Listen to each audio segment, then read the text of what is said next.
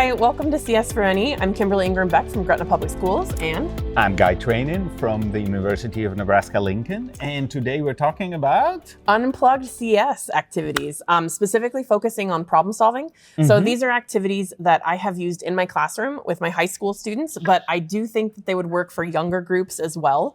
There's no age group, but I like at the beginning of the semester or year, starting with some problem solving activities that are indirectly related to computer science. The first one that I have is a cup stacking challenge. This one, I'll put students in groups of 4 or 5.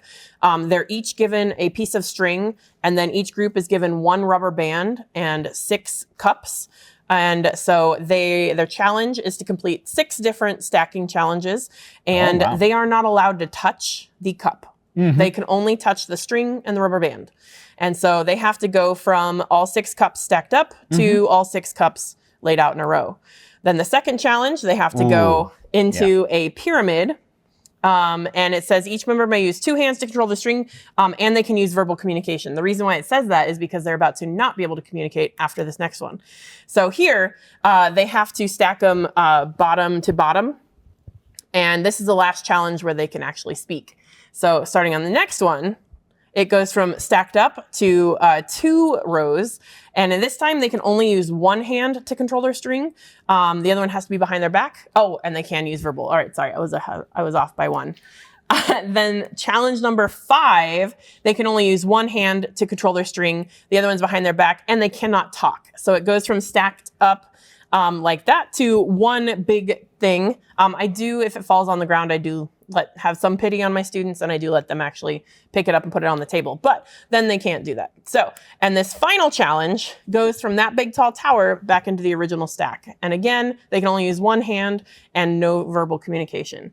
So it's just kind of fun getting them into a group and doing something that is problem solving. They have to think outside of the box because I don't give them any clue as to how you use the string and the rubber band. And so what they learn is that if you put the strings through the rubber band and each of you pulls, then you expand the rubber band and you can grip onto a cup and then maneuver it that way. But that's your solution. Oh, my solution may be different. That's fair. Yeah, some students just use string sometimes. And what I love about this is you can do this, again, throughout the grades. I can definitely see elementary kids being able to tackle this, maybe even better. There's some evidence that their thinking is a little bit more open-ended. That is true. You have to think about how big the cups are. I would actually, especially if I would use it with younger kids, I would actually do it on the floor because then you don't have the problem of everything toppling down. And elementary kids are used to sitting on the floor. I mean, we all have the carpets in our classrooms for that reason exactly. True. And on top of that, what I love about this is we're having a lot of communication and questions about what is CS good for in a world where we can have Claude code the whole thing. And so we're reiterating the fact that really when we talk about computer science, we're not that much talking about coding was a way to get there, but it's really about problem solving. Absolutely. It's really about thinking in creative way through problems, becoming efficient and effective, communicating, all of these features of computer science that are critical for all problem solving. Well, and just like you said, one solution may not be the only solution. And so letting them think outside of the box and come up with their own strategies, especially with being able to talk at the beginning, they can start working through, well, what works? Okay, well, that one didn't work. Let's try a different one before they get to the nonverbal ones. Yeah. All right. So let's try the second one. So the next one that I have is a index card activity that I found. And what you do is you need to create a normal little index card and have it large enough to fit over someone's head. And so it's just a normal 3x5 index card and scissors. So you can use this for, again, any grade level, but someone who has to be able to make a cut. So the trick is you don't tell them where to cut, and they have to figure out how to do it. And so if you do this kind of accordion pattern, it actually opens up. If you folded it to where, sorry, there's ads all over, it looks like this when you unfold it, and then you can pull it apart, and it's large enough to fit around someone's head. And so this is, again, just an activity where they really have to think outside of the box because it's a little index card. How's that going to fit around anyone's head? So I'll be honest, I thought you got it wrong.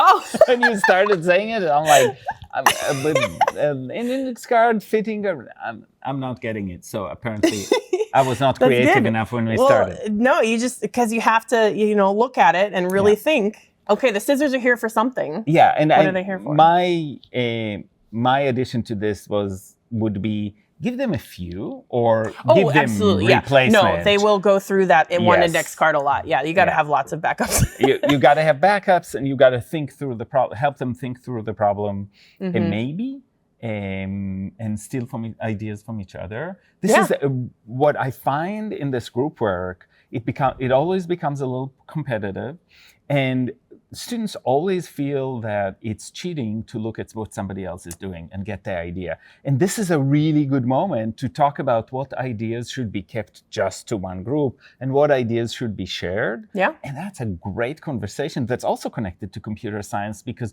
we've been using these repositories of code for years. This is really where most of the AI-based coding comes from, is we have these huge repositories that they can learn from, and therefore they have the ability to create code and fix it. And that's a conversation that needs to happen, because that idea, it's my idea, you should not be using it, has some merit to it, right? Copyright, ideas and all of that, but it also restricts innovation and rapid solution development. So it's a great opportunity for our conversation. Yeah, I like it. All right. And you can do it across different grade levels too, which I love as well. Yeah, and you can decorate them. Yes, you can. At the end, because if I'm putting It's it a around necklace. my neck, it needs to be pretty. I'm just saying. All right. All right, so thank you, and we'll see you next time on CS4NE.